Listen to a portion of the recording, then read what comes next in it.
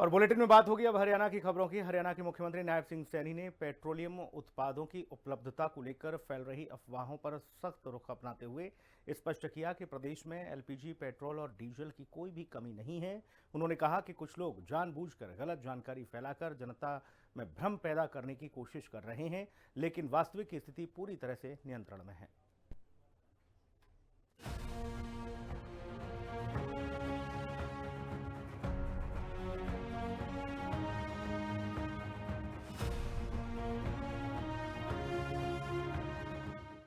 मुख्यमंत्री नायब सिंह सैनी ने सबसे पहले प्रधानमंत्री नरेंद्र मोदी का आभार जताया, जिन्होंने पेट्रोलियम उत्पादों पर एक्साइज ड्यूटी में कटौती का निर्णय लिया। सीएम सैनी ने कहा कि इस कदम से आम जनता को राहत मिली है और पेट्रोल, डीजल और गैस के दाम स्थिर बने हुए हैं। उन्होंने इसे केंद्र सरकार की राष्ट्र प्रथम नीति का उदाहरण बताते हुए कहा कि आम लोगों के हित सर्वोपरि हैं। मुख्यमंत्री सैनी ने आंकड़ों के जरिए स्थिति स्पष्ट की। उन्होंने बताया कि राज्य में कुल 4032 सरकारी पेट्रोल पंप संचालित हैं, जहां प्रतिदिन औसतन 4804 किलोलीटर पेट्रोल और 12003 किलोलीटर डीजल की बिक्री हो रही है। इसके अलावा एलपीजी आपूर्ति भी पूरी तरह सुचारू है।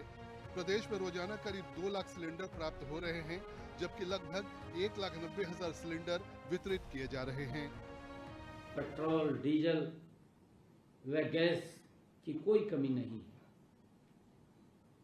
मैं सभी प्रदेशवासियों से ये आग्रह करता हूं कि प्रदेश के लोगों को घबराने की बिल्कुल भी जरूरत नहीं है। मैं प्रदेशवासियों से ये भी कहना चाहूंगा कि आप घबराकर खरीदारी करने से बचें, क्योंकि अफवाह फैला देते हैं। अफवाह फैलाने वाले घूम रहे हैं और वो पता नहीं क्या सोशल मीडिया पे डाल देते हैं, एकदम पैनिक खड़ा हो जाता है। इन बातों से बचना चाहिए। सीएम सैनी ने कहा कि न केवल घरेलू एलपीजी बल्कि कमर्शियल एलपीजी की आपूर्ति भी निर्बाध रूप से जारी है। वर्तमान में राज्य में करीब 1,73,000 कमर्शियल सिलेंडर का स्टॉक उपलब्ध है, जिसे होटल, अस्पताल, स्कूल और दूसरे आवश्यक संस्थानों की जरूरतें पूरी की जा रही हैं। उन्होंने भरोसा दिलाया कि आवश्यक सेवाओं में किसी भी प्रकार की बाधा नहीं आने दी जाएगी। उन्होंने लोगों से बेवजह पेट्रोलियम पदार्थ घर में जमा नहीं करने की अपील की। अगर एकदम ज्यादा खरीदारी हो जाएगी, लोग सोचेंगे भी मिल नहीं रहा है, तो इसका व्यवस्था पर अतिरिक्त बोझ भी पड़ता है। व्यवस्था के ऊपर चरमरा जाती है, क्योंकि सभी लोग निकल जाते हैं। हमें इस बात को ध्यान में रखना चाहिए।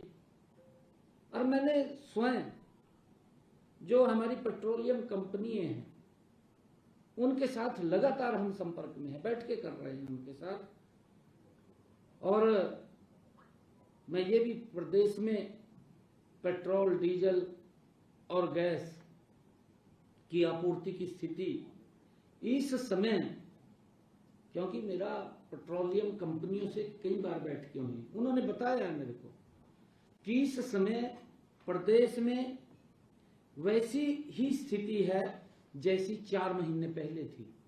आज भी इसके अंदर कोई बदलाव नहीं है।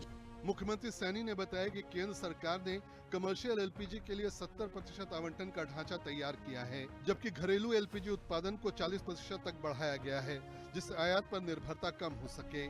उन्होंने कहा कि यह दीर्घकालिक ऊर्जा सुरक्षा की दिशा में एक महत्वपूर्ण कदम है। अफवाहों पर सख्त टिप्पणी करते हुए सीएम सैनी ने कहा कि राज्य सरकार कालाबाजारी और जमाखोरी के खिलाफ कड़ी कार्रवाई कर रही है। किसी भी स्तर पर गड़बड़ी पाए जाने पर दोषियों को बख्शा नहीं जाएगा। मुख्यमंत्री सैनी ने विपक्षी दलों पर भी टिप्पणी की। वैश्विक कोई आपदा आती है तो देश को एकजुट होकर के उसका सामना करना चाहिए, क्योंकि आज नेतृत्व ऐसा है कि किसी को भी पीछे नहीं रहने देता, हर व्यक्ति के साथ खड़ा हुआ दिखाई देता है। परंतु वैश्विक आपदा में भी हमारा विपक्षी दल राजनीति खोजने लग जाता है। इन कहीं और तो दिखाई नहीं देता उसको जी, भाई कोई मोदी जी इतने काम कर रहे हैं, उनके बारे में कहीं ना कहीं थोड़ा बहुत तो बोलना चाहिए। पर ना बोल चुप तो हो जाए, ना बोल चुप तो हो जाए। परंतु आपदा के अंदर भी राजनीति तलाशना, ये कांग्रेस विपक्षी दलों का ये एजेंडा है।